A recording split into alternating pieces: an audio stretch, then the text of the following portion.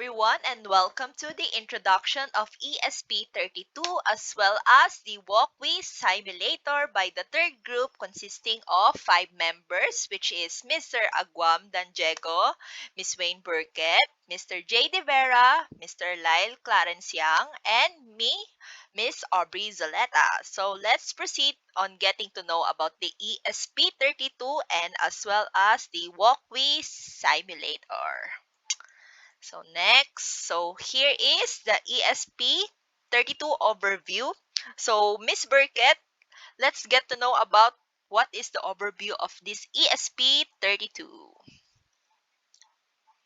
ESP32 is a microcontroller that provides Wi-Fi and Bluetooth functionality for connectivity and suitable for wide range of Internet of Things. Also, the dual processor core processor facilitates multitasking and enhances efficiency in handling tasks. Low power consumption for ideal and making the battery operated devices. Multiple peripheral interfaces such as SPI, I2C, UART, ADC, DAC, and more for interfacing with sensors, actuators, and other external devices. The security features include security boot, flash encryption, and cryptographic hardware acceleration. Then lastly, the built-in support for real-time operating system or the RTOS for flexibility and scalability of developing complex application. So Next slide, please. thank you for telling us about the ESP32 overview. So now we are going to proceed with the ESP32 applications. We list down around six application for the ESP32. So yung una, we have are very common, which is the Internet of Things. So Miss Burkett, what do you think is the application about this IoT? So the IoT includes many devices such as smart home devices, which include lights, thermostats, or security cameras, and etc.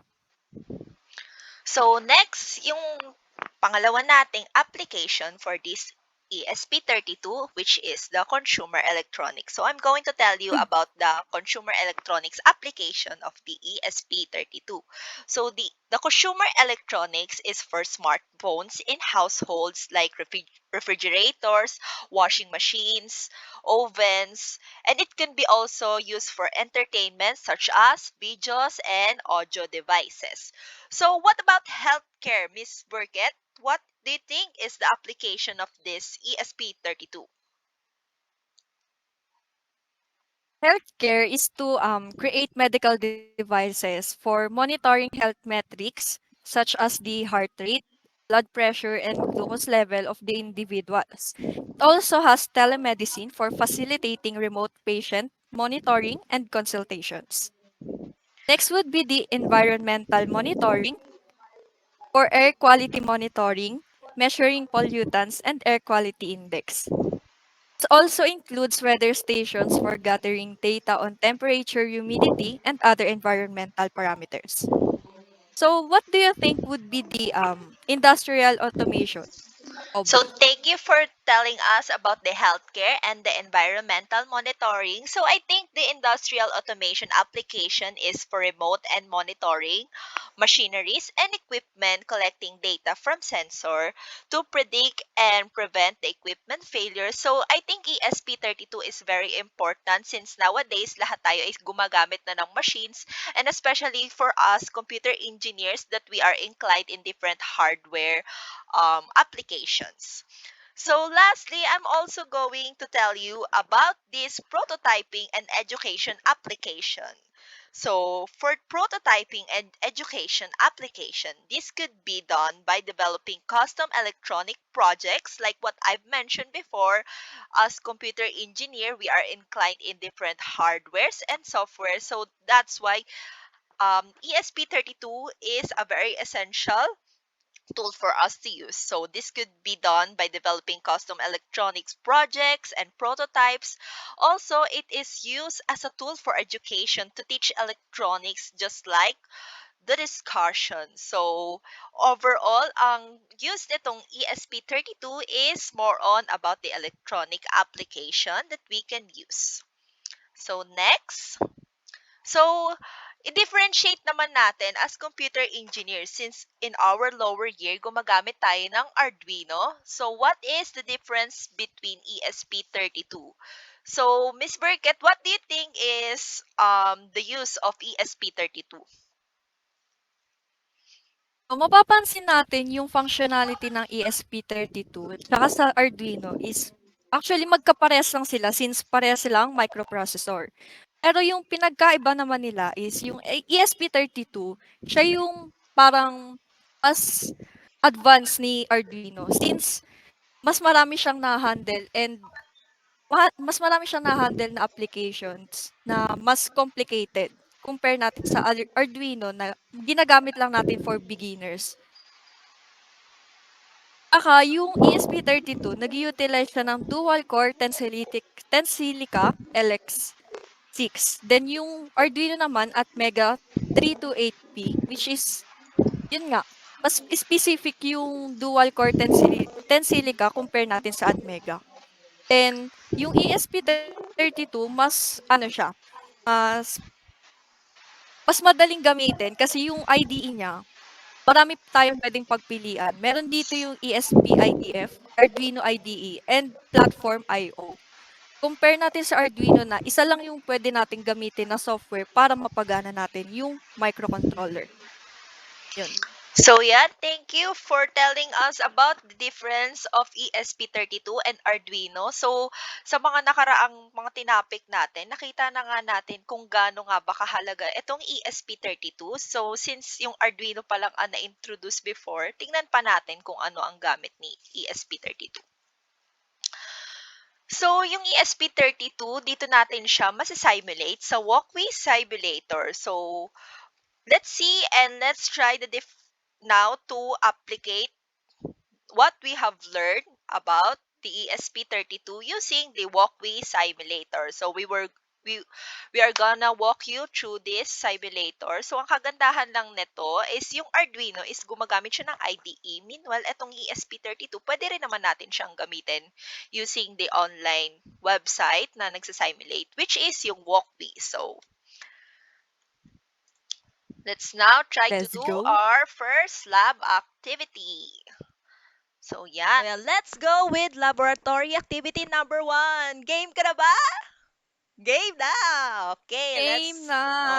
game na. So, let's proceed with our first laboratory activity. So, before nyan, punta muna tayo dito sa walkway. So, here is walkway that can use to simulate projects in IoT in your browser. So, napakaganda nitong walkway na to kasi browser mo lang, makakapag-simulate ka na. Unlike sa Arduino, or pwede rin naman mag-simulate ng Arduino dito.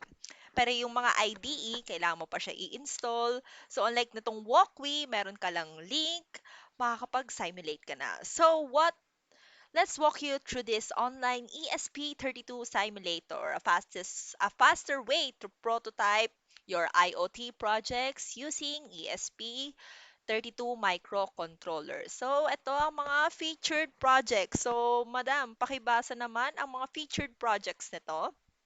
Walkway. Ayan. Sa walkway natin, marami tayong featured projects, kagaya ng Wi-Fi scanning, NTP clock, ESP32 HTTP server. Siguro ginagamit to kapag meron ng server or web-based yung application natin. Joke machine, MicroPython OLED display, MicroPython MQTT weather logger, kagaya nga nung nabanggit natin sa PowerPoint kanina na pwede yung ESP32 sa weather monitoring. Simon Says on ESP32 C3, Bitcoin Price Tracker, ESP32 C3 Alarm. Yun. So, meron din tayong mga for starter templates dito, katulad ng gagawin natin mamaya, na madali lang muna siya. Ayan. So, very Sa, nadali nga lang siya, 'di ba? So, ito yung mga gamit niya. ESP32, may S2, may mm, S3, C3, and this Francine Ninho Wi-Fi. So, madam, let's go na ba? Korean ba yan? Oo Francine. nga eh. Francininho. Parang ano, tunog, pansinin nyo. Di ba? So, eto na. So, napakaganda pala talaga nitong walkway na to. So, ang dami niya ng pre-made featured project. So, imamanipulate mo na lang yung different simulation kung ano bang gusto mong maging result. So, try na natin. Let's jump on to the real lab activity. Game ka na ba? Game na. Game na! So, Let's let's go. Let's go! go. Okay. So ito yung gagamitin natin for today's laboratory activity. So, first, para di tayo malito, kailangan muna natin ng ESP32. Ito yung magiging simulator natin. Meron din tayong LED lights para makita natin yung results ba talaga, if it's working or not.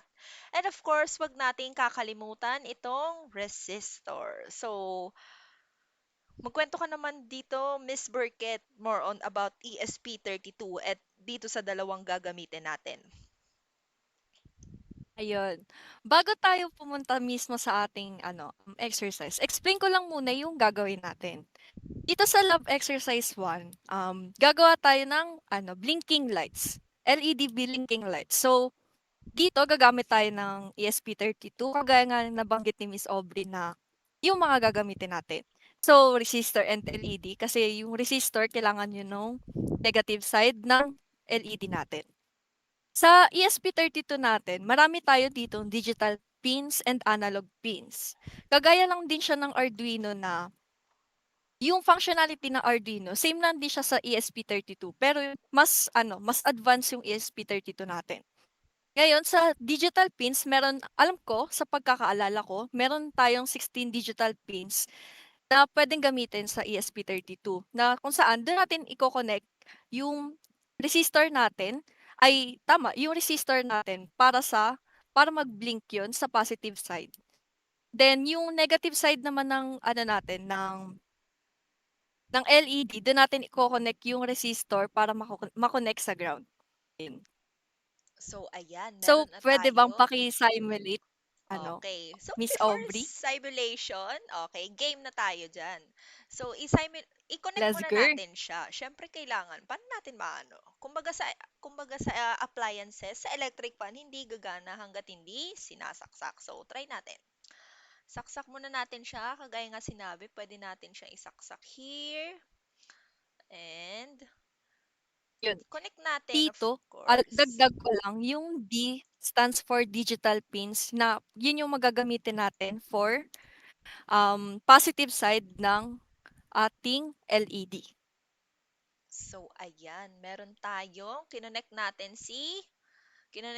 yung isa sa isang D-plug, input natin siya dito. Yung isa naman, i-connect natin siya sa mismong ground. Ground. Pero pag ganyan, pag nagsa-simulate tayo, don't forget naman, para mas uniform, mas alam natin kung ano yung may charge sa wala. Palitan natin, of course, ng color. So, let's go with our team na black and green. So, try natin. So, meron na rin tayo, of course, na pre-made na code here. So, eto, explain natin furthermore itong code na to.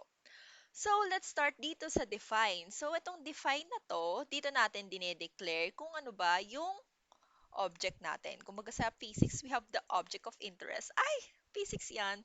So, ito, Slay. dito naman, dito natin na, sa mga pin mode configuration. Ito naman sa kinoconnect natin sa mga wires na ganyan.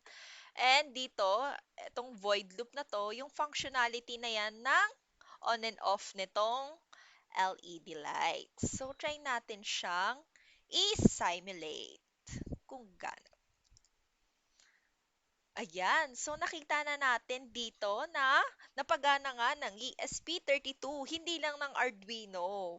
Pwede rin tayo gumamit ng ESP32. So, another um, introduction na naman to sa other components ng hardware sa computer engineer. So, unlike ng third year or mga lower year natin na we are using breadboard and Arduino, ito naman, we are going for a more advanced na using ESP32. Pero kung makikita nyo, halos parehas lang din naman sila na meron sila mga input, output, at gumagamit din tayo ng LED para makita natin kung gagana ba talaga yung mga code natin. So always remember naman dito sa digital, right?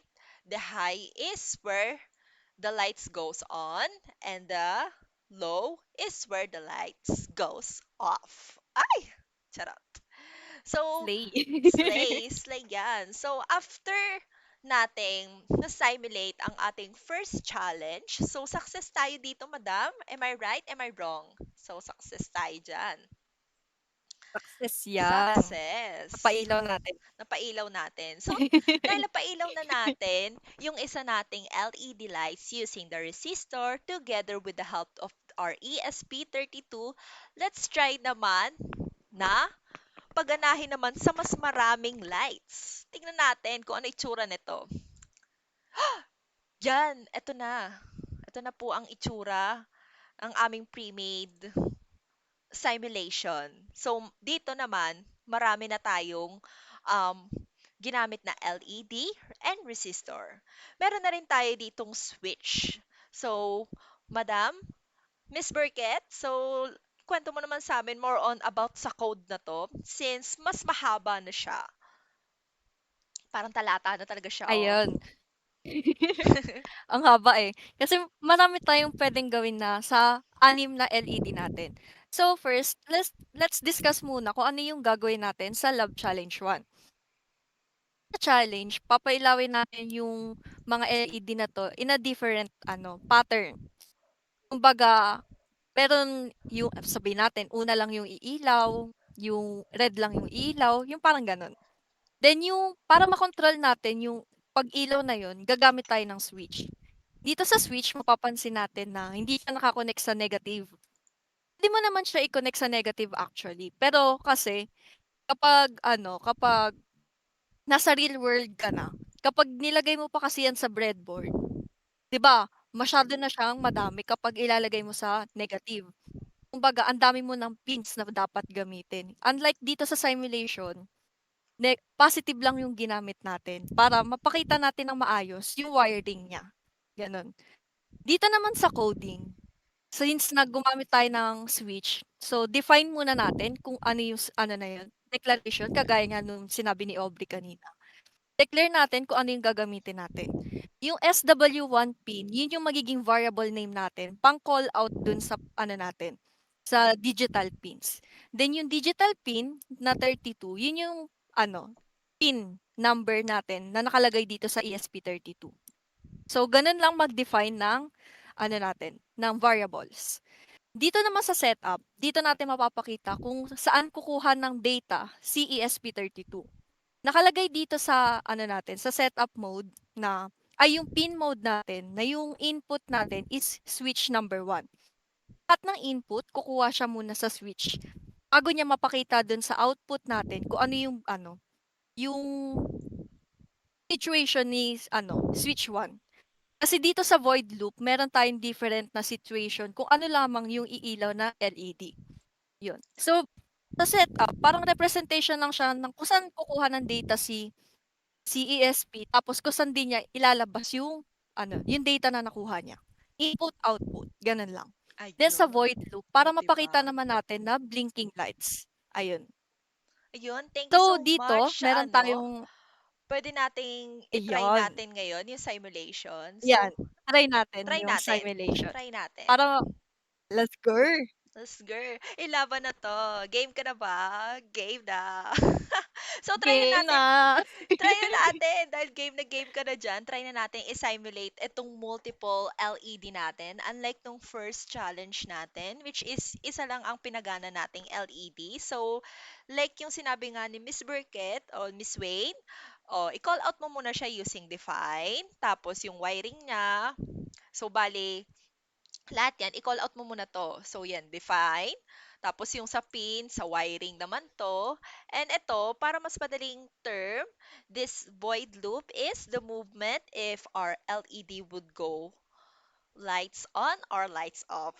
Lights on or lights off. Okay, let's try Yay! it. Play the simulation. Yan, So first, para makita din para natin. makita natin kung paano ang movement, since ang pattern nito or yung objective nito is para makita natin yung mga nilagay nating algorithm. So let's try on our first switch.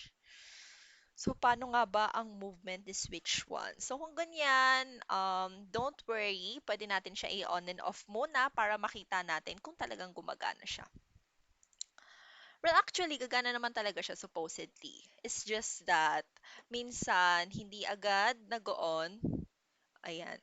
Is it turning Oh, on? Okay, balikan yan yung natin si ano, switch isa 1. yan sa problem kapag simulator yung ginagamit natin. Hindi siya gano'n ka-accurate. Pero okey lang naman yun at as long as mapakita natin yung result natin. Oh, Pero that's, kung gusto niyo naman ng more accurate, puwede tayong gumamit ng software. Then ay, bibili ka pa ng ESP32. Ayun, ayun lamang. ayun. So, eto na. Let's start. O, yan. Dahil nga binukas natin siya, nag-in-shambles na naman po ang result ng ating mga Christmas lights. So, let's try nga yung 1 since na-off na natin to. So, 1, do your thing. So, yan. Naglo-loading pa siya. So, itong 1, ayan. Medyo hindi pa siya uma-accurate. Try na muna natin to si 2. Mm. Nagkaiba-iba. Parang naging 1 plus 2. 1 plus 2 equals 3. O, si 3 naman. Okay, si 4. Okay, medyo hindi nagiging accurate po to. Okay, pag ganyan, pwede natin naman siyang i-ano natin. Kagaya sa Christmas light natin, pwede na muna natin siyang pahingahin saglit. So, i-reload na lang natin tong simulation na to. Okay, let's start. Gagaya ka na ba? Number 1? Switch number 1, do your thing. Okay. So far, ano ba nangyayari sa iyo, Juan? Ayaw mo talaga. Okay. So far, nagpapabebe pa po si number 1. Hindi pa po siya gumagana. So, let's try naman yung ibang switch. Gaya ni switch number 2. Ayan. Ayan naman po si switch number 2. Kung makikita natin sa Christmas light patterns niya, they meet in the middle and they go their separate ways. So, 'di ba? Huwag kayo tutulad diyan. Nagbabalikan lagi. Nagbabalikan, babalik, hiwalay, okay, balik uli, hiwalay na naman. May Yan, galit sila sa may pangalawa, eh, galit 'no? sila sa isa't Iniiwasan nila. isa. So, mahirap talaga 'pag may pangalawa, nagko-cause ng hiwalayan, 'di ba? Kaya no Tama, to, tama oh, yun. 'di ba? No to number 2. Okay, what about number 3? Okay, number 2, tumigil ka na. Huwag ka na makipaghiwalay diyan. Babalikan mo din naman. Okay, number 3. Okay, number 3. Okay. Si number 3 po, yan. So, we are going or we are under uh, another technical Difficulties? technical Sorry for that. difficulties. Okay. So, since di po maka-move on yung number 2, let's try to reload again our simulation. So, ganun na lang ang gawin natin. So, turn off natin to. And try natin. Baka gumana na this time si Juan. Number 1, dapat ikaw ang gumagana. I'll follow the leader, di ba? Di ba? Don't take us Tama, dapat pahiya. laging bida si Juan. Oh, dapat laging bida si Juan. Oh, 'di ba? Oh, what are you doing? We're not changing anything naman, 'di ba? Okay, on and off lang natin. Try natin muna yung on and off. We have faith dito sa number 1, 'di ba? Kakaloka. So, yung number 1 kasi, supposedly, ang magiging pattern niya sa kinode namin, based ito sa kinode namin, is dapat it's going here. Yung green niya magsa-start, tapos dito siya, pag ganon. So, we hope na mapakita. Ayan, Towards the nung left. enough. Yan. Okay, may topak po ang aming number After 1. long years. After long years, nagpakita po siya. So, for our very quick description sa number 1, ang movement or ang dance movement nito is si Green is going. Mag-on muna yung green, go towards left, then red, towards right. So ito naman walang hiwalayang nagaganap since it is one at a time, middle to the other side, middle to the other side. So ganun po ang pattern ni ating number 1. So let's try naman yung number 3 since alam na natin tong number 2 which is yung hiwalayan balikan. So itawagin na lang natin si ano si number 1. Pangalanan natin siyang middle to side. Middle side, middle side. Ito naman, hiwalay, balikan. Okay.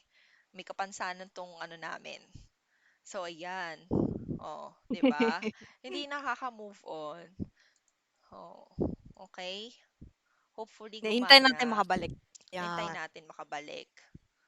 Ayan. Sana po. Middle ano na naman po siya. Okay. Oh, come on, ESP32. Do your thing. Okay. 'Pag ganyan, reload uli ng simulation. Okay, better ayan, Ay, gumana okay na na ata. po. Ayan, gumana na siya. Yan. Ayan. So, ito naman for Chin, our okay. Christmas light number 3. Our Christmas light number 3 is Do, Re, Mi, Fa, Sol, La, Ti, Do. Okay, this is our product number 3. Charot! Our LED number 3, which is the Do, Re, Mi pattern. So, sinabi namin siyang Do, Re, Mi pattern since it's going to the left. Wala na siya yung parang middle na hiwa-hiwalay. Just going back. Ay! Going back din. Pero it's Do, Re, Mi pattern. Okay. So next, our last switch, which is switch number 4. So hopefully makita. Ayan. Very good talaga ang switch number 4. Nagpakita talaga agad siya ng functionality niya. So ano masasabi mo dito, Madam Miss Wayne, sa ating. Ayun. So, feel ko naman yung switch number 4 natin, ideal talaga siya for Christmas lights, 'di ba? Mapapansin naman natin. Yan, kung gusto mo talaga lumiwanag ang iyong buhay, number 4. Go with our number 4 Yan, switch. piliin ang number Oo, 4. piliin ang number 4. So, as makikita nyo naman dito, from yung una na middle to side, number 2 na hiwalayan balikan, number 3 na do re mi. Ito namang number 4, which is our the best sa Christmas light. Oh, makikita nyo naman dito. So, kung pipili kayo ng bias nyo among our 4 Christmas lights, go with number 4. 'Di ba? Am I right? Or wala pang klabitan na nangyayari, O, 'di 'di ba? ba? Wala Talagang pa. focus lang sila They're sa partner oh, nila. oh, for ko sa partner, oh, happy-happy, oh. Ano, para sila Ta's nagcha-cha-cha gano'n. samba. They're dancing ano, 'di ba? Very uniform, very loyal, 'di ba? Oh, they doing the cha-cha. So, overall, as a computer engineering student, so etong walkway na to, although nagkaroon tayo ng a little bit technical difficulties, so very recommended pa rin naman siya since hindi tayo mahihirapan magkaroon ng other installation since nasa web browser lang natin siya and anytime pwede gamitin and kahit sino sa mga kaano mo, you don't need na pag-installin pa sila ng mas heavy pa na software kasi okay na to, pwede nang ano. So, ikaw, Madam Wayne, anong masasabi mo as a computer engineer sa help nito namang ESP32? 'Yun. As a computer engineer, siyempre magagamit natin 'to talaga, yung ESP32 when it comes to our sabihin natin 'di ba meron nga tayong thesis kapag 'pag nag-ano tayo, nag-college. So, para magawa natin 'yun, puwede tayong gumamit ng ESP32 towards complex applications. Lalo na ngayon na puwede natin siya for weather monitoring, kagaya nga ng nabanggit kanina. And itong ano natin, visual representation natin, itong lab exercise natin, madali pa lang siya so far. So, dapat ano, parang ano natin 'to, foundation natin para magawa natin yung complex application na yun sa ating ano, mga projects pa. So, Ayun lamang ang thank you aking for your wonderful sabi. insight. So, I hope everyone enjoy our presentation of these 4 different algorithm Christmas light or yung ESP32, which is a more advanced, unlike yung mga lower year natin na we are sticking with Arduino and breadboard. So, ito naman may bago na naman na Arduino, pakilala, which 2, is ESP32. ESP32. Yeah. So once again, I am Aubrey Zaleta together with Miss. Pain Burkett. Thank you for listening to us Thank you for for joining today's us. topic. Yeah. Thank you for listening to See our. you next video, See Pam. you next video. Okay, thank you guys so much. We love you. Hope you learn more.